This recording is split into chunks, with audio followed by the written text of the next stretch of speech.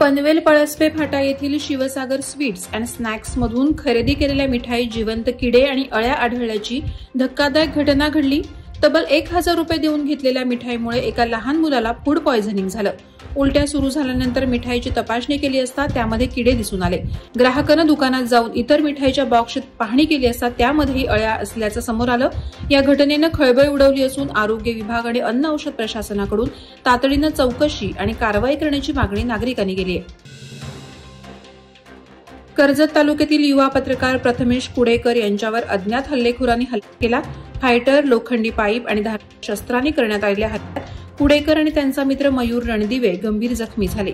रणदिवे यांनी धाडसानं हस्तक्षेप करत कुडेकर यांचे प्राण वाचवले। घटनेनंतर पत्रकार संघटनांनी कर्जत पोलीस ठाण्यात धाव घेत तीव्र निषेध केला आणि आरोपींना तत्काळ अटक करण्याची मागणी केली।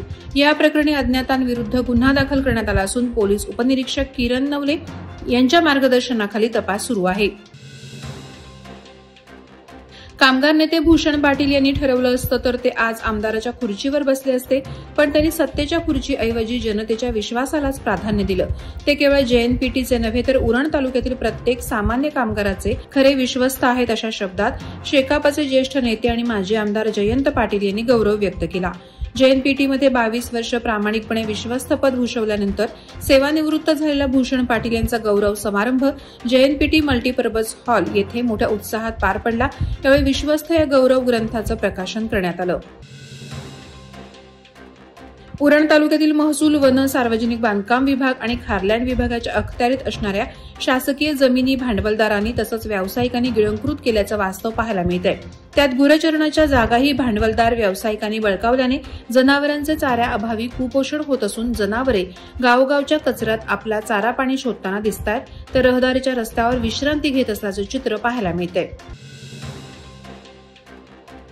आमदार प्रशांत ठाकूर यांच्या वाढदिवसानिमित्त भारतीय जनता पार्टी पनवेल आणि चांगुकाना ठाकूर महाविद्यालयाच्या प्लेसमेंट सेलच्या संयुक्त विद्यमानं भव्य रोजगार मेळावा संपन्न झाला।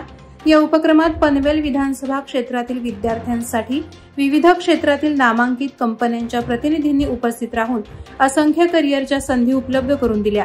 यामुळे तरुणांना स्थिर आणि उज्ज्वल भविष्यासाठी योग्य दिशा मिळाली।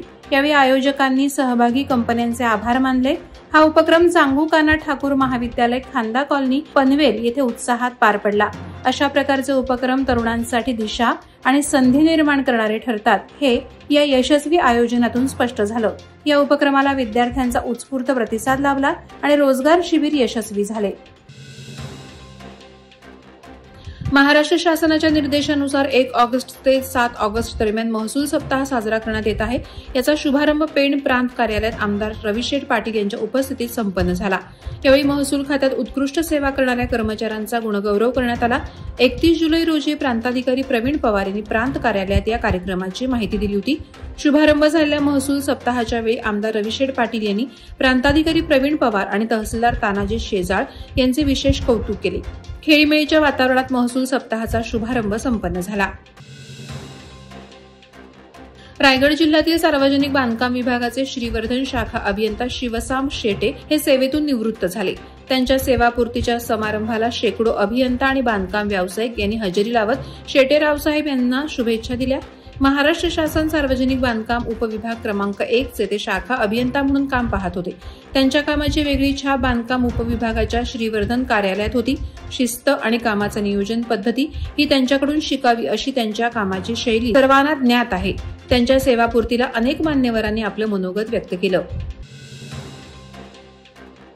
माणगाव बसस्थानक येथे गोरगरीब सामाजिक विकास मंडळाच्या वतीनं साहित्यरत्न लोकशाहीर अण्णाभाऊ साठे यांची 105वी जयंती मोठ्या उत्साहात साजरी करण्यात आली। कार्यक्रमात मंडळाचे अध्यक्ष वसंत जाधव, कार्याध्यक्ष धनाजी उडानशिवे, उपाध्यक्ष संतोष माने यांच्यासह इतर पदाधिकारी आणि महिला वर्ग मोठ्या संख्येनं उपस्थित होता।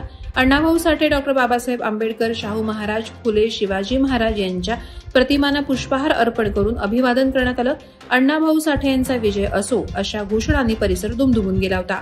वादळवारा लाईव्हसाठी न्यूज ब्युरो, रायगड। नवी मुंबई व रायगड जिल्ह्यातील ताज्या बातम्या आणि घडामोडींसाठी सबस्क्राईब करा वादळवारा लाईव्ह चॅनल आणि दाबा बेल आयकॉन।